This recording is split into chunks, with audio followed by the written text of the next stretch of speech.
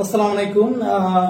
আপনারা জানেন অনেকেই আলাপ করছে যে আমাদের খালেদ মহিউদ্দিন উনি বাংলাদেশে এসেছেন এবং যদিও আমি তার সাথে যখন একটা শোতে ছিলাম আমি তখনও বলেছিলাম যে জুলাইয়ের মতো ঐতিহাসিক গণ অভ্যুত্থান এরপরে উনি বাংলাদেশে আসার সময় পান নাই। উনি জার্মানি থেকে বাংলাদেশ না এসে জার্মানি থেকে আমেরিকায় চলে গিয়েছিলেন।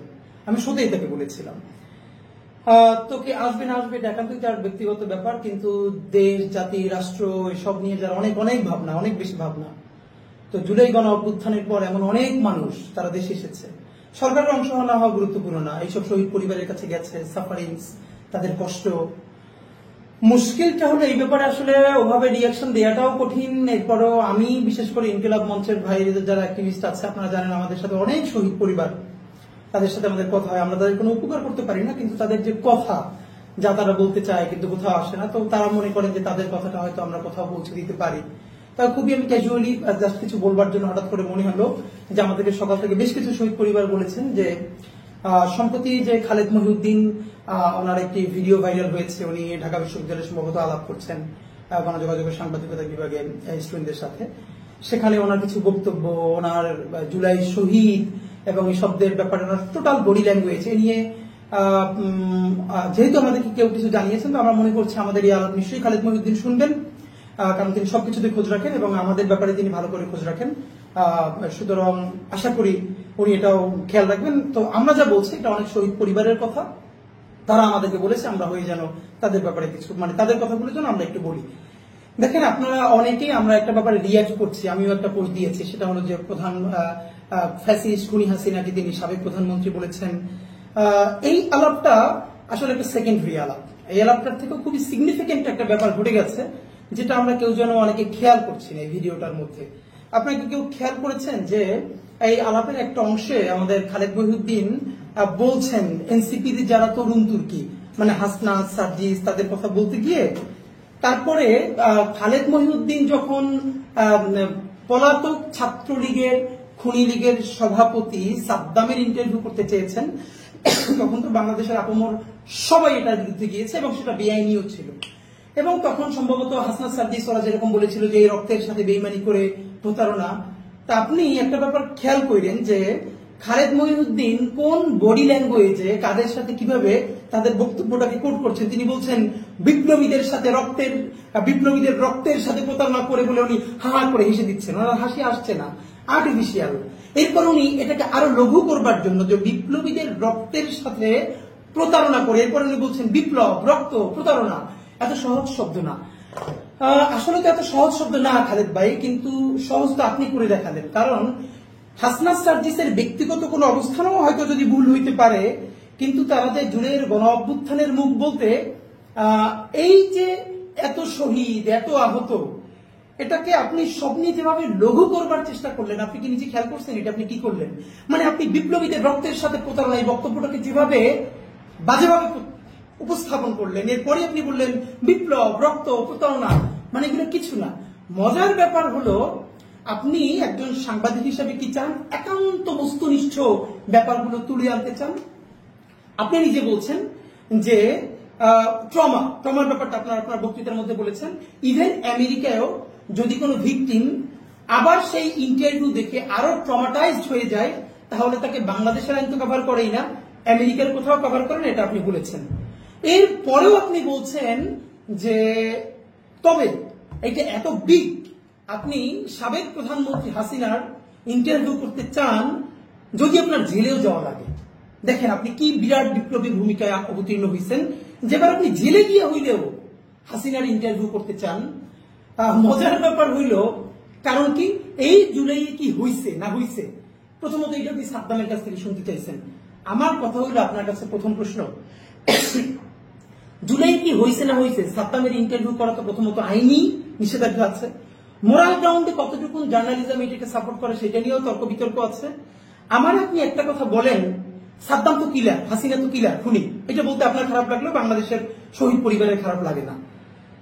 আপনি গত 14 মাসে বা 15 মাসে জুলাইতে কি হয়েছে ভিডিও না দেখা টকশোনা কইরা জুলাই গণ অভ্যুত্থানের মধ্যে ধরলাম আসে নাই। দেখেন আপনার ব্যাপারে অ্যালিগেশন আছে, আপনি এটার উত্তর দিয়েন। এটা ফেসবুকে প্রচুর ভাইরাল হয়েছে, জার্মানিতে থাকে আমাদের বাংলাদেশি অনেক যারা স্টুডেন্ট, তারা এই জুলাই গণ অভ্যুত্থানে হত্যা চলাকালে তারা রাস্তার পাশে দাঁড়িয়েছিল প্রতিবাদ করবার জন্য। আপনি সামনে থেকে আপনার অফিসে হেরে যাচ্ছিলেন, তারা আপনাকে রিকোয়েস্ট করেছে যে খালেদ ভাই আপনি 5টা মিনিট দাঁড়ান, আপনি কর্ণপাত না করে হুড় হুড় করে অফিসে চলে গেছেন। কই, বাংলাদেশের তো অনেক প্রফেশনালস যারা পৃথিবীতে বাইরে ছিল, তারা তাদের পুরো প্রফেশনকে ঝুঁকিতে ফেলে শিক্ষার্থীদের সাথে দাঁড়িয়েছিল এবং তারা জনতার কাতারে দাঁড়িয়েছিল। আচ্ছা, আপনার নিজের অবস্থান যে আমি দাঁড়াবো না, আপনি না দাঁড়ালে আপনারা কেউ জোর করে দাঁড় করাতে পারবেন না। জার্মানির মতো জায়গায় যেখানে স্টুডেন্টরা এত ঝুঁকি নিয়ে ভূমিকা নিয়েছে এবং তারা প্রোটেস্ট করেছে, আপনি তাদের সাথে তো একাত্মতা পোষণ করেনি নাই, তারা রিকোয়েস্ট করেছে, তারপর আপনি যান নাই। কিন্তু এরপর আপনি যখন আবার জার্নালিজম শুরু করলেন, আপনি বাংলাদেশে ডকুমেন্টেড 1400-এর বেশি শহীদ, 30-40 হাজারের বেশি সিভিয়ারলি আহত, চিরতরে অন্ধ, পঙ্গু, শিশু, আপনি তাদের একটা ইন্টারভিউ করেছেন এসে? আপনি একটা শহীদ পরিবারের কাছে গেছেন, একটা আহতের সাথে কথা বলেছেন? আপনি কি করলেন? আপনি জুলাই গণ অভ্যুত্থানকে দেখতে চাইলেন সাদ্দামের চোখে, সাদ্দামের লেন্সে, কারণ পলিটিক্সটা আমরা বুঝি। আপনার যে আমেরিকায় যে ঠিকানা চ্যানেলটা দেখেন, আপনি ডয়েচে ভেলেতে যখন ছিলেন, এখান থেকে আপনি এত বোকা, এত ছোট মানুষ না যে ডয়েচে ভেলের মতো প্ল্যাটফর্ম চাইরা একটা নতুন, এখন পর্যন্ত যেটা ওরকম করে স্পার্ক করে নাই, সেই ঠিকানায় গিয়ে উঠবেন। কারণ আপনার ওয়েস্টে যাওয়া এবং এই ঠিকানায় আমরা এটাও জানি যে আপনার যে ঠিকানা, এইটাকে ওখানে যারা এস্টাবলিশ করেছে, এটার সাথে কিভাবে আওয়ামী ফাইন্যান্স জড়িত। কিন্তু আমি বলতে চাই, আওয়ামী ফাইন্যান্স হলেও তো কোনো সমস্যা নেই, আপনি জার্নালিজমটা করলেই হইল। সেটা আওয়ামী লীগের চ্যানেল হইল না, হাসিনার চ্যানেল হইলেও আমার কোনো সমস্যা নেই। আপনি সালমান এফ রহমানের চ্যানেলে চাকরি করছেন না, আপনি চাকরি করছেন, এইটা কোনো প্রবলেম না। কিন্তু আপনি যখন এই গত 14 মাস ধরে সবার সাথে শো করছেন, হাসনাতকে, সার্জিসকে, ওকে ওকে ছাইনিকে চেপে ধরছেন, আপনি একটাবার, এবং আপনি কি করতেছেন, জুলাইকে আরো ভালো করে বুঝবার জন্য আপনি সাদ্দামের কাছে কথা বলবার চেষ্টা করছেন। এবার আপনি জেলে গিয়ে হাসিনার সাথে কথা বলতে চান, জেলে গিয়ে হলেও। বলেন তো, গত 14 মাসে আপনি কয়টা শহীদ পরিবারের সাথে, তার মা, তার বাবার সাথে কথা বলেছেন? আপনি কয়টা চিরতরে অন্ধ মানুষের সাথে কথা বলেছেন, চিরতরে পঙ্গুর সাথে কথা বলেছেন? আপনি যদি ওরকম জার্নালিজম করতে চান, তাহলে সকল শহীদের পরিবারের সাথে কথা বলে, আহতদের সাথে কথা বলে, তারপর তাদের অ্যালিগেশনটা কতটুকু সত্য, কতটুকু মিথ্যা, মিথ্যা হওয়ার সুযোগ নেই। কারণ ইট হ্যাপেন্ড, এটা ক্যামেরার সামনে ঘটেছে, লাশ জ্বালিয়ে দেওয়া হয়েছে, ক্যামেরার সামনে ঘটেছে। এরপর আপনি চাইলে তাকে বলতে পারেন যে আমি আপনার একটা, কেন ওসামা বিন লাদেনের ডিটেল ইন্টারভিউতে নিয়েছে আমেরিকা থেকে এসে। তো আপনি কিন্তু সেটা না করে, আপনি কোন শহীদ পরিবারের সাথে কথা না বলে, আপনি একজন খুনি, যাকে মানে খুনিকে খুনি বলতে আপনার তো দ্বিধা কেন? মানে খুনিয়া হাসিনা খুন করছে কিনা এটা নিয়ে আপনার দ্বিধা আছে? আপনি একটু খালেদ ভাই বললেন তো যে হাসিনা খুন করছে কিনা, এইটা জানার জন্য আপনি ঢাকা ভার্সিটির বলতে ওদেরকে বলতেছেন আর একটু ভালো করে জার্নালিজম পড়ে। ওখানে তো মানে বলেন তো, আর একটু কতটুকুন ভালো করে পড়াইলে খুনিরে খুনি বলতে পারবে একাডেমিশিয়ানরা এবং জার্নালিস্টরা? মানে কতটুকুন ভালো করে পড়াইলে, আর কতটুকুন ভালো করে পড়াইলে যে 4টা ইলেকশন দেশে কোনো ভোট হইতে দেয় না। প্রথমে 111 ইলেকশন, তারপরে 14তে ভোট হয় নাই, 18তে ভোট হয় নাই, 24-এ ভোট হয় নাই, এবং সেই ভোট না হওয়া, দিল্লির ক্ষমতায়িত হওয়া একজন ফ্যাসিস্টকে আপনি প্রধানমন্ত্রী বলতে বলতে মুখে ফেরা তুলে ফেলেন।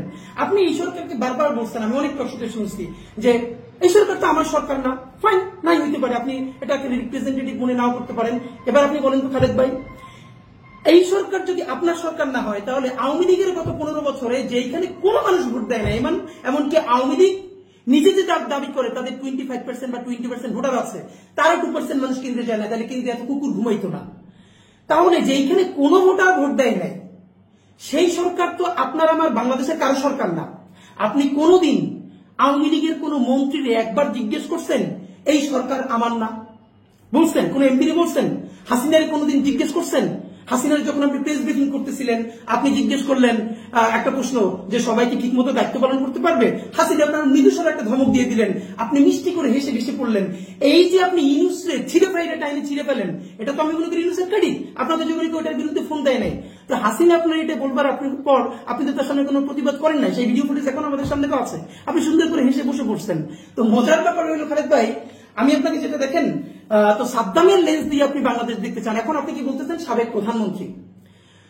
যেই কারণে আপনি যদি বলেন এইটা তো কোনো নির্বাচনই হয় না, সুতরাং প্রধানমন্ত্রী কি আপনি বলেন, তারপর আপনি তাহলে হাসিনারে গ্লোরিফাই করতে মনে চাইলে করেন, এটা নিয়ে আমার কোনো আপত্তি নেই। কিন্তু আপনি হাসিনারে গ্লোরিফাই করতে গিয়া জুলাই গণ অভ্যুত্থানের কতগুলো শহীদ, তার রক্ত, তার বিপ্লব, আপনি তাকে কিভাবে মানে কি বাজে বডি ল্যাঙ্গুয়েজে ট্রিট করতেছেন আপনি খেয়াল করছেন? আপনি জুলাই গণ অভ্যুত্থান রক্ত এইসব বলে হো হো করে হেসে উঠতেছেন, আপনি হাসতেছেন না, আমরা দেখতেছি। আপনি জোর করে টেবিল চাপড়ান, এটা কি পরিমাণ লঘু করার পলিটিক্সটা আপনি করতেছেন? খালেদ ভাই, আমার একটু সত্য করে বলেন তো, গত 14 বছরে যে সময় বাংলাদেশের ইন্টারন্যাশনাল ডকুমেন্টারি দরকার ছিল এই শহীদ পরিবারগুলো নিয়ে, আহত পরিবার নিয়ে, একটা দিন আসতে পারেন নাই, ঠিক এখন কার পয়সায়, কার প্রেসক্রিপশনে, কাদের পরামর্শে আপনি বাংলাদেশে আসলেন? যখন খুনি হাসিনার রায় কবে হবে আন্তর্জাতিক অপরাধ ট্রাইব্যুনালে, তার তারিখ মোটামুটি ঘোষণা হবে আগামী 1 সপ্তাহ 10 দিনের মধ্যে। এবং যখন জেনারেল, ঘাতক জেনারেলদের বিচার শুরু হয়েছে এদেশে, যখন আওয়ামী লীগের এবং হাসিনার চূড়ান্ত বিচারের পর্যায়ে গেছে, তখন আপনি এসে এই জুলাইয়ের ক্যারেক্টার গুলোকে যেমনি ভাবে লঘু করবার চেষ্টা করতেছেন, রক্তপাতকে লঘু করবার চেষ্টা করতেছেন। এবার আপনি বলেন না, মানে কোন কারণে অথবা কার পরামর্শে আসছেন বলেন না প্লিজ। দেখেন, আমি আপনার আর কয়েকটা কথা বলতে চাই। এখানে আপনি হাসনাতকে একবার একটা টকশোতে বলছিলেন, হাসনাত যখন ওই যে ঝামেলা হয়েছিল, যে চোরকে ধরিয়ে দেওয়া তো আপনার কাজ না, আপনি বলছেন ওকে। তো তখন এর মানে কিন্তু মানে এটা বেআইনি, যে হাসনাত ওরকম করে ধরাইতে পারে না। তো আমি অন্য জায়গায় বলছিলাম যে নাগরিক হিসেবে কেউ চুরি করতে দেখলে তার ধরাই দেওয়া তো নাগরিক কাজ। এরপরও আইন যদি কাভার না করে তাহলে ঠিক আছে, এভাবে ধরাই দেওয়া যায় না।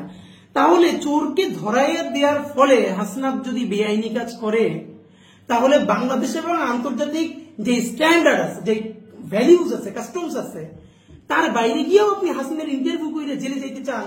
আপনি আমারে বলেন তো, গত 15 বছরে যত আওয়ামী লীগের মন্ত্রী এমপিদের সাথে আপনি টকশো করছেন, আপনি একজনও ডিরেক্টলি বলছেন যে আপনি তো বিনা ভোটের এমপি, আপনি তো ভোট ছাড়া মন্ত্রী? না, বলেন না। আমি আপনার মনে করাই দিই, করোনার সময় আমির হোসেন আমু আপনি একটা ইন্টারভিউ নিতেছিলেন। ইন্টারভিউ নেওয়ার সময় আপনার যে একটা প্রশ্ন শুনি না, তার ভালো লাগে না, সে মাইকটা ছেড়া উইটা হাইটে গেছে।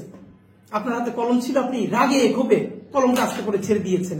আপনি একটা শব্দ বলেন নাই, কোনো প্রতিবাদ করেন নাই। এখন এই অবস্থা হইলে কেমন করবেন আপনি চিন্তা করেন তো। দেখেন আপনি ক্ষমতার কাছে কি পরিমাণ নতজানু ছিলেন।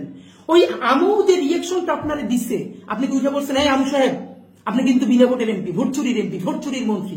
শেখ হাসিনা তো দূরের কথা, আপনি বলতে পারেন না, কিন্তু সেই বিনা ভোটের প্রধানমন্ত্রীর আপনি বারবার প্রধানমন্ত্রী হিসেবে পোট্রি করতেছেন। অথচ আপনি নিজে দেখেছেন, আপনি দেখবেন কেমন? আপনি তো 14 মাস দেশে একবার আসেন নাই, একটা শহীদ পরিবারের সাথে কথা বলেন নাই। জুলাই কি হয়েছে এটা আপনি প্রথমে সাদ্দামের দিয়ে পড়াইতে চান কেন? লক্ষ লক্ষ মানুষ হবে, ভিউ হবে, আপনার সাবস্ক্রিপশন বাড়বে। এবার আপনি হাসিনার নিয়ে আলাপে আনতে চান, তো এটা তো আমরা বুঝি। তো হাসনাত যদি বেআইনি কাজ করে থাকে, তাহলে এবার এই বেআইনি কাজ, তার থেকে 1000 গুণ বেআইনি কাজ আপনার করবার মতো এখতিয়ার কে দিল, বা আপনার কোন মোরাল গ্রাউন্ড এটারে সাপোর্ট করতেছে ভাই? একটু আমারে বললেন তো। আপনার আর একটা কথা বলি ভাই, ধরেন আপনি যেটা করেন, এই কথাটা আমি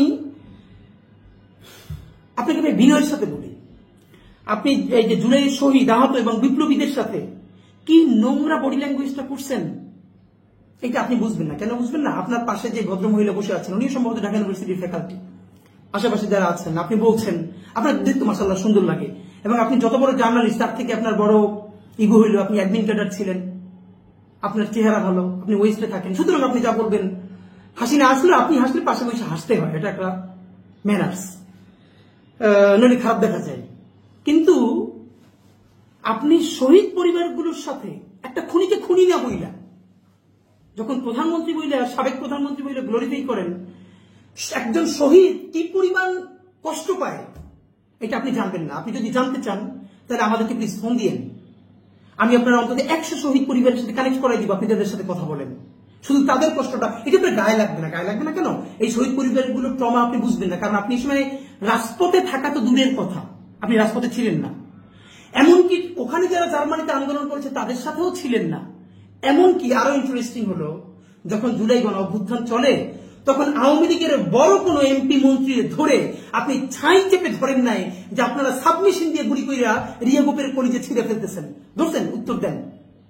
আপনি যেগুলো কিছু করেন নাই, সুতরাং আপনি, মানুষ মরে যাচ্ছে, মানুষের কলিজে ছিঁড়ে যাচ্ছে, এখনো চিরতরে একটা 16 বছরের শিশু অন্ধ হয়ে গেছে, আর আপনি এটার সাথে কথা বলতে গিয়ে আপনি হাসতেছেন, আপনি নর্মালাইজ করতেছেন। এই পলিটিক্সটা আমরা কি কতটুকু বুঝি, বা শহীদ পরিবার প্রচন্ড কষ্ট দেয়। খালেদ ভাই, আমাদের এক একজন এক একভাবে অ্যাক্টিভিজমের প্যাটার্ন থাকবে, পক্ষ বিপক্ষ থাকবে। এই যে আমি আপনার সাথে বলি, আপনি আবার আমার টক শোতে বলবেন, আমি আপনার গিয়ে বিপক্ষে বলবো, আপনি আমার সমালোচনা করবো, আপনি আমার করবেন। কিন্তু ভাই, আপনি একটা রিকোয়েস্ট করি, আপনার মানে আপনি তো সেন্সিবল মানুষ, আপনার এই অ্যাটিটিউডটা না শহীদ পরিবারদেরকে অনেককে খুব কষ্ট দিচ্ছে, আপনি তাদেরকে একটা সরি বলে দিন, তাতে আমার মনে হয় আপনি বড় হবেন। আপনার এই কাজটা উচিত হয় নাই।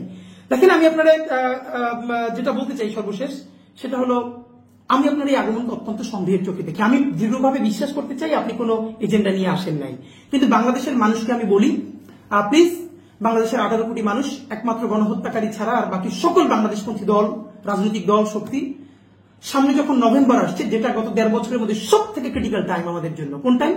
যখন খুনি হাসিনা যতগুলো গণহত্যা করেছে তার অনেকগুলো বড় রায় হবে এই মাসের মধ্যে, নভেম্বরের মধ্যে। এবং এই যে ঘাতক জেনারেল, তাদের বিরুদ্ধে অফিসিয়ালি ট্রায়াল শুরু হয়েছে। আওয়ামী লীগ চাচ্ছে, এমনকি সেই ঘাতক জেনারেলদের একটা অংশ, আওয়ামী লীগ, ইন্ডিয়ার সেই লবি, সবাই মিলে এখানে এমন একটা ক্যাওটিক সিচুয়েশন তৈরি করতে চায়, যার ফলে এই সরকারকে ফল করিয়ে একটা নতুন, একটু লেস আওয়ামী লীগ এমন একটা গভর্নমেন্ট তৈরি করে তারপরে 6 মাস 1 বছর চালিয়ে নির্বাচনটাকে বানচাল করে দিয়ে এরপর আওয়ামী লীগকে ফিরিয়ে এনে একটা ইনক্লুসিভ ইলেকশন আমি নির্বাচন করতে চাই। তো এই প্রথম প্রক্রিয়াটা হলো এই নির্বাচনকে, এই বিচার কাজকে বাধাগ্রস্ত করা, তারপরে নির্বাচনকে বানচাল করা। এই জন্য আপনার যেটা লাগবে, এখানকার সব থেকে পাওয়ারফুল হল সিভিল সোসাইটি। তারা নতুন নতুন ন্যারেটিভ উৎপাদন করবেন। তো আমার যেটা মনে হচ্ছে, এই খুনি হাসিনার রায়ের আগে খুনি হাসিনা সরাসরি অর্ডার করেন নাই, এই নিচের কিছু র্যাবের অফিসাররা সরাসরি এটা করেছে, খুনি হাসিনা এটা জানতেন না, তাকে ভুল বোঝানো হয়েছে, আনু মোহাম্মদ সাদ্দের মতো, উনি জানেন না আর সবাই জানেন, ওনাকে শুধু ভুল বোঝানো হয়। এইরকম কিছু ন্যারেটিভ নির্মাণের জন্য সিভিল সোসাইটি থেকে চেষ্টা চলছে। আমার মনে হয় এই ন্যারেটিভকে প্রচার করার জন্য আপনার চেয়ে ভালো কোনো ফিগার নেই, আপনার দেখতে সুন্দর এবং সিভিল সোসাইটির সাথে আপনি সব থেকে বেশি কানেক্টেড।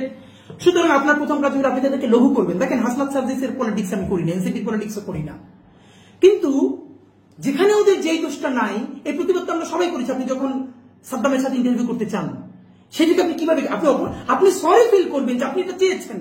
আপনি হিটলারের ইন্টারভিউ জার্মানিতে বসে ভাবে করতে পারতেন? আপনি কি এখন আজকে জার্মানিতে যদি থাকেন, আর এখন যদি হিটলার থাকতো, আপনি জার্মানিতে বসে বলতে পারতেন যে আমার জেল হইলে হোক, আমি হিটলারকে ইন্টারভিউ করবো? কিন্তু আপনি বাংলাদেশে বসে বলতে পারতেছেন। এর কারণ আমরা মনে করি আপনাকে এবার পাঠানো হয়েছে অনেক হিসাব নিকাশ করে। এখানকার হয়তো কোনো একটা এজেন্সি পাওয়ারফুল, তারা আপনাকে পুশ করেছে, আসেন বাকিগুলো আমরা ঠিক করছি। আপনাকে আওয়ামী লীগ, হাসিনা, অন্যান্য যারা আছে, তারা যে কোনো ভাবে আপনাকে কনভিন্স করতে পেরেছে যে আপনি আসেন, এসে এই কথাগুলো বলতে শুরু করেন। এটা যদি না করেন, আপনি এসে এই কথা আপনি কেন বলছেন? তো প্লিজ, আমি আপনাকে বলবো যে আপনি যে সাবেক প্রধানমন্ত্রী বলছেন, আপনি যেটা সারাদিন গ্লোরিফাই করতে পারলে আমার কোনো সমস্যা নাই, কিন্তু প্রকাশ্য দিবালোকে খুন করছে সেই খুনিকে আপনি খুনি বলতে পারেন না, কিন্তু বিনা ভোটে এমপি হয়েছে, মন্ত্রী হয়েছে এবং তাবেদারি করে দেশ বাঁচছে, তার এখন আপনার সাবেক প্রধানমন্ত্রী বলে বলা লাগে। এই যে আপনার ফেটিস, মানে এটা তো আমাদেরকে আসলে বুঝতে হবে যে আপনি কোন উদ্দেশ্যে কাকে কি বলছেন। তো আমি আপনাকে দেশবাসীর উদ্দেশ্যে বলতে চাই, সম্ভবত এইটা একটা খুনিদের প্রথম টেস্ট কেস। তারা এরকম বয়ান বিভিন্ন জায়গা থেকে তৈরি করবে, লিখবে, বলবে। যদি প্রথমবারে তারা উতরাইয়া যায়, তাহলে সেকেন্ড ফেজে তারা কোথার থেকে আরো বড় করে চেষ্টা করবে এবং বিচারকে ভণ্ডুল করবার চেষ্টা করবে। আমি সর্বশেষে আপনাদের মাধ্যমে যেটা বলতে চাই, খালেদ মহিউদ্দিন থেকে শুরু করে অন্যান্যরা এটা জীবনে সাহস পাইতো না। সাহস পাইছে শুধু রাজনৈতিক দলগুলোর অনেকের কারণে। আমরা বলেছিলাম আপনারা যে যার রাজনীতি করেন, কিন্তু জুলাইয়ের প্রয়োজনে আপনারা একতাবদ্ধ থাকেন। জুলাইয়ের ক্যারেক্টার বলি, জুলাইয়ের স্পিরিট বলি, যেটা আপনারা ধ্বংস করেন না। নিজের 5 বছরের রাজনীতি, নিজের ক্ষমতার জন্য জুলাইকে ছোট করেন না। জুলাই না বাঁচলে বাংলাদেশ বাঁচবে না, স্বাধীনতা, সার্বভৌমত্ব বাঁচবে না। খালেদ মহিউদ্দিন চিন্তা করলেন, ও এখন যদি আমি জুলাইয়ের ক্যারেক্টার গুলোকে নিয়ে মকারি করি, রক্ত, বিপ্লব, এইরকম করে বলি, তাহলে আমার প্রথম শেল্টার দিবে বিএনপি। কারণ এনসিপি, যেহেতু তারা এখন এনসিপি ক্যারেক্টার হয়ে গেছে, সুতরাং তাদের বিরুদ্ধে বললে কোনো সমস্যা না, আমাকে বিএনপি শেল্টার দিবে। তো এই যে আমাদের পলিটিক্যাল বিভাজন হইল জুলাইকে কেন্দ্র করে, আজকে বিএনপির বিরুদ্ধে বলে শেল্টার দিবে এক গ্রুপ, আবার এনসিপির বিরুদ্ধে বলে বিএনপি শেল্টার দিবে, করে করে আপনারা একদিন দেখবেন, একটা কবিতা আছে না যে আজকে ওরে ধরে নিয়ে গেছে, আপনি বলবেন ও তো আমার শত্রু, ওরে ধরে নিয়ে গেছে, থাক, আমার প্রতিবাদ করার দরকার নাই, ও তো আমার বন্ধু না। এরকম প্রতিদিন আপনি চুপ করে থাকবেন, কিন্তু সর্বশেষ আপনারা নিয়ে যেদিন ধরা হবে, সেদিন আপনার প্রতিবাদ করবার মতো আর কেউ থাকবে না। কারণ এর আগে সবাইকে ধরে নেওয়া হয়েছে, কিন্তু আপনি তখন প্রতিবাদ করেন নাই। আজকে এনসিপি লিডারকে বলে বিএনপিকে অ্যাডভান্টেজ দেওয়া হবে, তারা নাই হয়ে যাওয়ার পরে জামাতকে ধরা হবে, জামাতকে অ্যাডভান্টেজ দেওয়া হবে বিএনপির বিপক্ষে, করে করে করে করে বাংলাদেশের সকল শক্তি নাই হয়ে যাবে এবং আওয়ামী লীগ কামব্যাক করবে। সুতরাং সেন্সিবল সকল মানুষের প্রতি আমার বিনীত অনুরোধ, সামনের নভেম্বর বিচারের প্রশ্নে কোনো আপোষ করা যাবে না। আমাদেরকে বিচার এবং সুষ্ঠু বিচার ঘরে আনতে হবে। এই প্রশ্নে বিএনপি, জামাত ইসলামী, এনসিপি, গণ অধিকার পরিষদ, এবি পার্টি, যত দল আছে সবাইকে আমাদের ঐক্যবদ্ধ থাকতে হবে। আপাতত আমাকে অ্যাডভান্টেজ দিয়ে যদি আরেকজনের বিপক্ষে বলে, এটাকে আপনি হাসি মুখে নিয়েন না, মনে করেন পরের ঢিল আপনার উপরে ছুটবে। কখন? যখন ও আর আপনার ব্যাপারে সাহায্য করতে আসতে পারবে না। তো আমি আপনাকে বলি, খালিদ মহিউদ্দিন ভাই, আমি আপনাকে চাইলে আরো প্রচন্ড ভাবে বলতে পারতাম, এবং কিন্তু আমি আসলে অনার করতে চাই আপনাকে ওই জায়গাটা, এবং আমি মনে করি, দৃঢ়ভাবে বিশ্বাস করি, আপনি যে বডি ল্যাঙ্গুয়েজটা শো করেছেন, এটা জুলাইয়ের শহীদ পরিবাররা প্রচন্ড কষ্ট পেয়েছে, আমাদেরকে জানিয়েছে, আপনি তাদেরকে সরি বললেন। আর হাসিনার যদি খুনি দেখতে আপনার খুব কষ্ট হয়, যদি প্রপার এভিডেন্স আপনার কাছে মনে হয় না এটা এভিডেন্স নাই, হাসিনাকে গিয়ে জিজ্ঞেস করতে হবে, তাহলে আপনি প্লিজ হাসিনার সাথে দেখা করেন না, দেখা করে জিজ্ঞেস করেন সেই খুনগুলো করছে কিনা, ভিডিওগুলো দেখাইয়া। কিন্তু এই যে তারে ইন্টারভিউ করে আপনি জেলে গিয়া হিরোইক একটা মহাকাব্য তৈরি করবেন, এইটা জুলাইয়ের সাথে গাদ্দারি বলবো না, এইটা হলো এখানকার ভ্যান চালক, রিক্সাওয়ালা, যারা আপনার মতো বিশেষ কাটার হয় নাই, চেহারা ভালো না, যার কোনো কণ্ঠস্বর নাই, এইসব মানুষদেরকে এলিটরা কেমনি করে খামচে খামচে খায়, তার একটা ক্লাসিক উদাহরণ হয়ে থাকবে। এগুলো করেন না ভাই, প্লিজ। ধন্যবাদ।